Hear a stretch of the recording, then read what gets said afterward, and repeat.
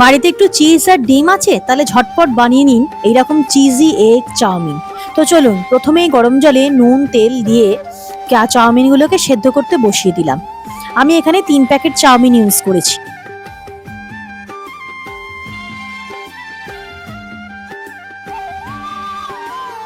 এরপর কড়াইতে তেল গরম করে ওর মধ্যে রসুন কুচি বেশ খানিকটা দিয়ে দিয়েছি।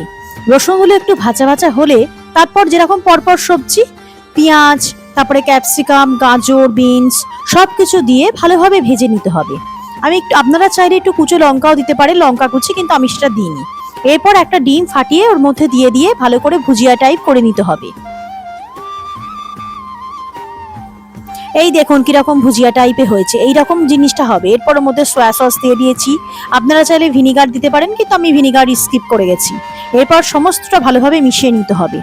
এরপর এই সেদ্ধ করা চাউমিনগুলো ওর মধ্যে আস্তে আস্তে ঢেলে দিতে হবে এবং সব কিছু ভালোভাবে মিশিয়ে নিতে হবে।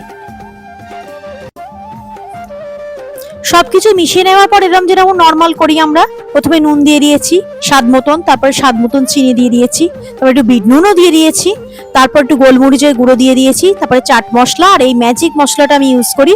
এটাতে চাউমিনের স্বাদটা না প্রচন্ড বাড়িয়ে দেয়। এটা দিয়ে ভালোভাবে সবকিছু মিশিয়ে নিলাম। এরপর যেটা মেন জিনিস দিতে হবে সেটা হলো চিজ। আমি এখানে যে স্লাইস চিপস গুলো হয় সেগুলোকে কুচিয়ে কুচিয়ে দিয়ে দিয়েছি যাতে ভালোভাবে মিশে যায়। এরপর ওর মধ্যে টমেটো সসও দিয়ে দিয়েছি। টমেটো সস দেওয়ার পর তৈরি এগ চিজি চাউমিন। তো এইরকম জিনিসটা ঠিক দেখতে হবে। তো কেমন লাগলো অবশ্যই জানাবেন, খেতে কিন্তু দারুণ হয়। আর আপনারাও বাড়িতে ট্রাই করে দেখতে পারেন। ভালো থাকবেন।